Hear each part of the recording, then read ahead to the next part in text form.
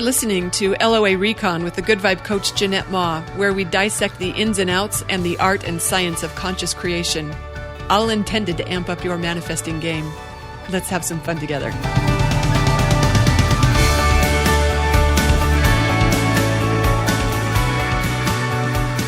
Thanks for tuning in for another episode.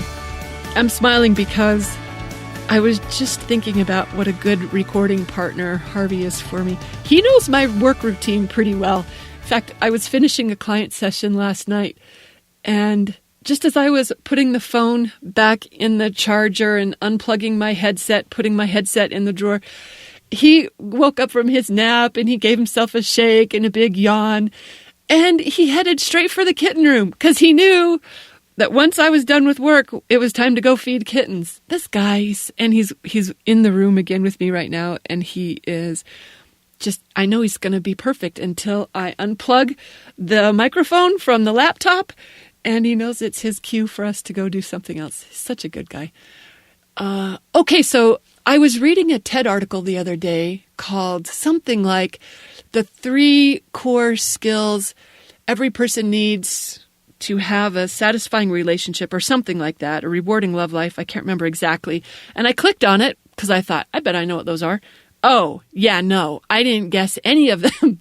I hadn't even heard of them. It was things like, I can't even remember all 3. One of them was mutuality, which I don't even know that I could define that for you even after reading about it. Anyway, maybe that's telling that I don't know what the 3 core skills are for rewarding relationships. And that might have contributed to my, to hiring a relationship coach recently. Actually, there were 2 things that contributed to that. You know, I tell conscious creators, practice this stuff before you need it. And I also believe in hire a coach before you need one. It's always better to get this stuff in place before you're under red hot pressure. But there was another reason I hired her, and that actually fits in today's episode, what I wanted to talk with you about, which is what I propose are the 3 core skills every conscious creator needs for a successful manifesting game. That's a long title. I won't be able to use that long title on this episode. But what I wanted to share was what I thought were the 3 most important skills for us to be successful conscious creators. And these are just my idea. Who knows if my 3 are the same 3 you might be thinking of, but you know, there are a lot of skills that will help us effectively create what we want. You know, things like having vibrational awareness, you know, being able to know what your vibration is. That's a big one. The ability to let go. One could argue that maybe belongs on my list. It didn't make my top 3, but I know that's a really helpful skill in manifesting what you want. I've said many times in the past, appreciation is all you need in order to be a good manifester, but that didn't make my list either. Here's what I think the 3 core skills are that will make for a successful manifesting game. I think without these, we just have a giant handicap in our LOA game. And the reason I think that is because this is what I spend the majority of my time coaching clients on. And I believe that once we have these 3 skills fully honed, we're manifesting maestros. But you might have a different list. That's fine too. Here's what's on mine. The first one I want to talk about is receiving skills. I think this is one of the most important and underrated skills in a conscious creator's toolkit. That's the ability to have what you want. And some of you might be wondering if you heard me right. Like, what did you miss? Because how can that be a hard thing? It's ridiculously easy to have what you want, right? Universe brings it and we receive it. That's all. Who doesn't know how to say yes to it? Why would that be an issue for anyone? You know what? It is. It turns out it is an issue for most of us. I hate to say that. I've got an example because I know this doesn't connect with a lot of people. They're like, Jeanette, I could win the lottery. Just show me the money. I'll show you how easy it is. It's harder than you think to have what you want. You know why? Because a lot of us haven't practiced it. And we have a lot of habits that make this tricky, like habits of striving, or dissatisfaction. Sometimes it's a lack of worthiness. Sometimes it's just difficulty believing that it can really be that good. Like we get suspicious, like what's the catch? We just really don't believe it could be that good. Or for a lot of us, it's just a simple lack of practice. I'm saying having what we want is sometimes easier said than done. I'm laughing at the example I always share with this is when, this was before I was LOA savvy, before I knew to be working on this. What was I? Maybe in my 20s, probably. I met the most amazing guy. A coworker / girlfriend introduced me to him. And he was something else. He was everything you would want a guy to be. He was just so handsome. He was tall. He was built like a Greek god. Hello, he still is. And, he was funny. He was charming. He was smart. He had a super interesting job. Oh my gosh, he was just so cool in so many ways. Plus he liked me. I mean, I liked everything about him. I just thought he was amazing. I'd never dated anyone this cool before. So there we are. We're dating, just casually dating and having a great time. And then one day he invited me over to his house. He was going to cook dinner. Hello, he cooks on top of everything else. This guy cooks. Oh, hello. Yes, please. Thank you. So he gave me his address and I was going over to his house for the first time. I know a lot of you have heard this story before. It's my most obvious example of how receiving can be an issue. So I'm driving over to his house and it's in an area I haven't really been before. I haven't spent a lot of time there. So it was before like Siri could take me there. It was before cell phones. That's how long ago it was. Anyway, I'm looking at house numbers and I'm like, as I'm getting closer, I'm like, wow, this is a nice neighborhood. He lives in a really ritzy neighborhood. So I'm imagining his house is going to be like, in comparison to all the others, his house is going to be pretty dumpy compared to the neighbors. And so I'm driving, looking for his house number. And then I find it. And no, his house isn't the dumpiest on the street. It's the nicest. Y'all, it was the nicest. It was a lot. I kept driving. I saw his house number. I realized this guy's rich on top of everything else. I kept driving. And it wasn't even a conscious decision. I wasn't pulling in the driveway going, woohoo, and he's rich too. I kept driving because I didn't know how to be with that. This was just too much.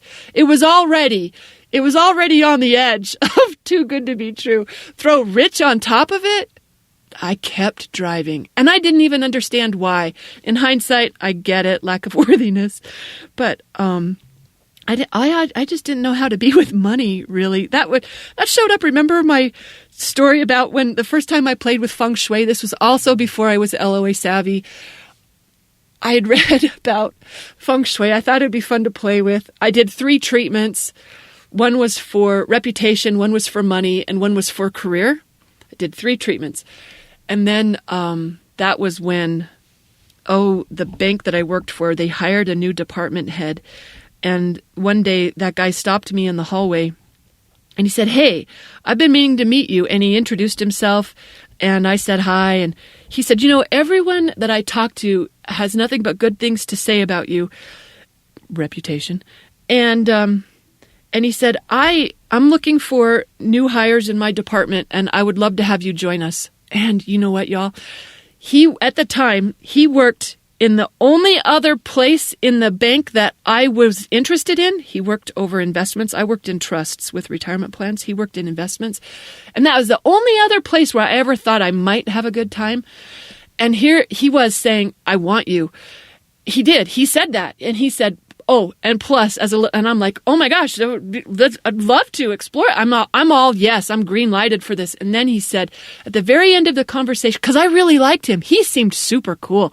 I really, really, really liked him. He was just easy to like right off the bat. So I'm like, cool boss, cool department. He already knows he wants me. Hello. And then at the very end of the conversation, he said, "Oh, and plus you'd be making 3 to 4 times as much as you're making right now." Oh, look, I already made good money. It wasn't like I was underpaid. I made good money. In my mind, I made good money. And he's saying I'm going to make 3 to 4 times that much money? You know what I did? because I did not have receiving skills in place, I hid from him for 3 weeks. I was young. I didn't know better than to have a straight conversation. I didn't even know what was happening. I just was super uncomfortable. I was like 3 to 4 times. I did the math on it, and I was like, I imagined my life making that kind of money, and I thought I would have different friends. I would wear different clothes. I would have to wear khakis instead of jeans. I would drink cocktails instead of beer. And I didn't want any of that. I didn't want it. I didn't know how to be with money. I know it sounds ridiculous. I know it does. I didn't know any of this until, after the fact, looking back on it in hindsight, that lack of receiving skills were holding me up in some pretty significant ways. I know that now.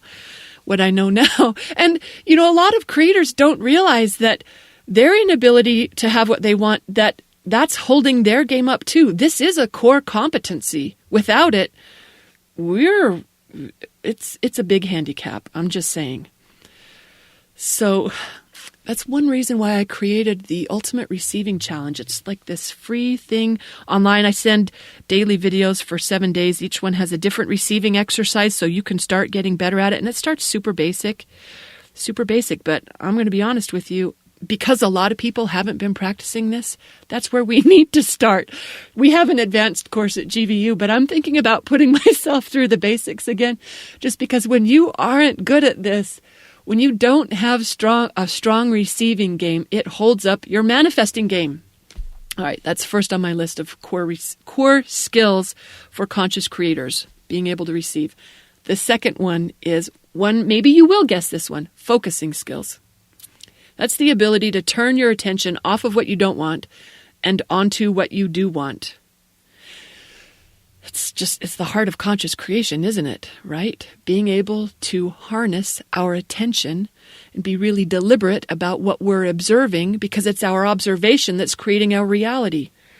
This is another skill that might sound ridiculously easy, but I know most of you will have run into how it can be challenging sometimes to engage it.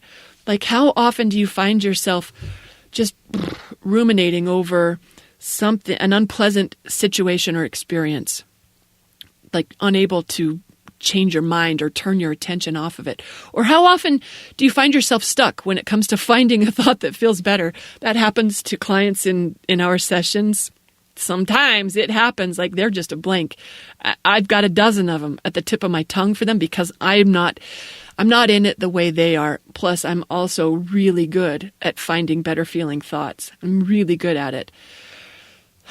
There's some topics where I know a lot of us, even savvy creators, have been challenged, just even the political sphere lately, the divisiveness or planetary crises, plural, or the global pandemic gave all of us lots of practice in honing that skill.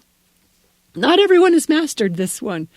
Being able to change our minds on a dime. And that's the heart of successful creation. Being able to focus your attention in a way that raises your vibration. It's an essential conscious creation skill. I'm thinking of an example. Oh, remember, y'all have heard me tell this story before too. When I didn't have any clients and I would look at my calendar that was empty, no voicemails. I had nothing going, no emails. And I knew that attention to no clients was going to create more no clients, and that my work was to shift my attention over to clients, which can be a tricky thing to do when you feel like you desperately need them and you don't have them and you've never had them before and you don't even know if it's possible. It can be tricky.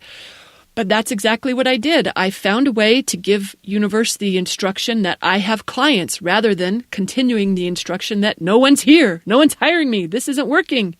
When I changed my mind, my reality changed too. And I did that in a variety of ways. I've told the story before. I wrote names. I made up names and wrote them on my calendar. I had empty file folders for clients that didn't exist. I wrote names on those and put papers in them. I'd been doing sessions. I spoke when people would say, hey, I I acted as if in whatever ways I could. I also read my perfect client list. I pray-rained, journaled them. I affirmed them. I'm a brilliant coach in high demand. I did a lot of things to shift my attention off of, this isn't going to work, over to, I'm a brilliant coach in high demand. I could cherry pick my favorites. There are so many people who want to work with me. It did not take long for that to become my reality. I would say this, that if you find it really easy to hold your attention on what you want, exclusively, pure positive thought on what you want for 68 solid seconds, without even a micro moment of a negative deviation, you've got focusing skills. That's one way you can test them. Or if you can bust out 100 positive thoughts in a row without a single negative one popping in, I'd say when you can do that, no matter what mood you're in, you've got focusing game. And for those of us who know that we got room for improvement on this, it is one of the drills we do in Vibration Boot Camp at Good Vibe University. Those of you who are members could revisit that. Maybe give that a review if you know you could brush up on your focusing skills. But mostly it just takes practice, that's all. The more we practice it, the better we get at anything that we practice. Okay, the third core skill is, I just called it guidance skills, but I really mean it's kind of two things. It's being able to hear inner guidance and honor it. Those are two things. You know, most of us live in a muggle world that thinks we got to figure things out ourselves, create our own success through action and strategizing. And that's why sometimes even savvy creators get caught up in that routine, and we forget that we've got an inner wisdom that's pointing the way to what we want. Okay, I'm reminding myself this circles back around to my inspiration to hire that coach. If we're going through life without hearing and honoring, I don't know what you want to call it. Abraham calls it your inner being. Some call it your higher self or your higher wisdom, inner guidance, whatever you call it. Oh, I think Bashar calls it the higher mind versus the physical mind. Whatever you call it, I'm talking about that source connection, that part of ourselves that knows the best way to what we want. If we don't know how to hear that, and if we don't have the courage to honor what it says, then that's a big manifesting handicap. That's why I've got this as one of the core skills that every conscious creator needs to have a strong manifesting game.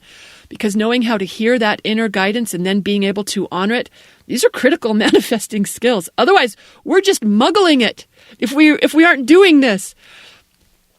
So when I'm talking about guidance skills, that is as simple as going where your feel-good calls you. That's all I mean by that. Honoring your joy, following your bliss. That's how inner wisdom calls us forward on the path to dreams come true. It's pretty simple stuff. And yet, you know how many people aren't doing this? Even people who know this? I don't mean to shout at you. I'm sorry. A lot of us. Look, I can even raise my hand on that. I'm not going to, because I like the affirmation that I get better at this every day. I do get better at it every day. And you know what? I would invite you to join me in that affirmation, because as we speak, so shall it be. But look, a lot of people, sometimes even savvy creators, think that having fun is what we're going to do after we're done doing, the work of making it happen, after we get what we want. They don't really fully realize or fully trust that having fun, that's the path. It's not just what's waiting for us at the end of the path. That is the path. It's an LOA skill to be able to hear the inner guidance and to honor it.